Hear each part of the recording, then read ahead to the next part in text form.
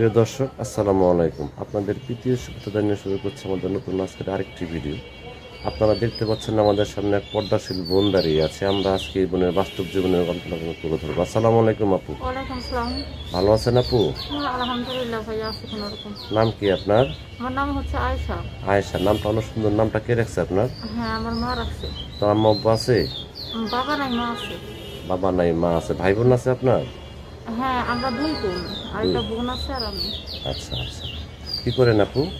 আমি ভাইয়া পড়াশোনা করতেছি, অনার্সে করতেছি। আচ্ছা আচ্ছা, এটা কোথায় পড়তেছেন আপনি? আমি ভাইয়া রাজশাহী বিশ্ববিদ্যালয়ে করতেছি। আচ্ছা, তো ইউটিউব চ্যানেলে কেন আসছেন বোন?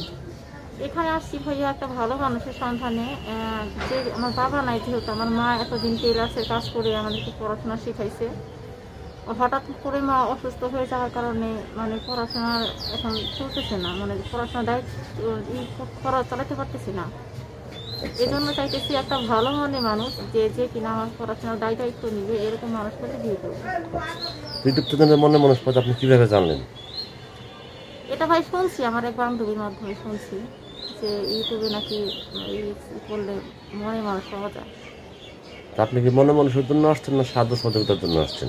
না ভাইয়া, যে কিনা ধরেন আমার পড়াশোনার দায়িত্ব নিবে, এরকম একটা মানুষের সন্ধানে আসছে। আচ্ছা, সে যদি বয়স্ক হয়, নামাজি হয়?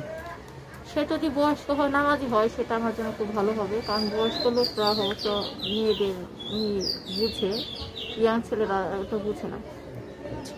তো দেশ বিদেশ থেকে অনেক ব্যক্তি আমাদের ফোন দিয়ে বলে, ভাই আপনারা যে ভিডিওগুলো করেন অনেক মিথ্যা কথা বলে, প্রতারণা করে। কথা বলে কি সত্য বোন?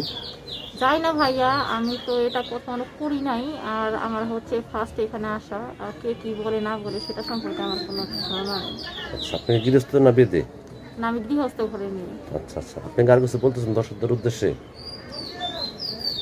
হ্যাঁ, মেন কথা হচ্ছে ভাইয়া, যে কিনা ধরেন সত্যিকারের অর্থে আমার পড়াশোনার দায়িত্ব নেবেন, একমাত্র তারাই আমাকে ফোন দিবেন। দয়া করে দুষ্টামি ফাজলামি করার জন্য কেউ ফোন দিবেন না আমাকে। আচ্ছা, তো প্রিয় দর্শক, এই আপুর কথাগুলো আপনারা শুনলেন। আপু একজন রাজশাহী মেডিকেল কলেজের স্টুডেন্ট। উনি খুব কষ্ট পরিচর্যা আসছে একজন লেখাপড়ার সাহায্য সহযোগিতার জন্য। যদি কোনো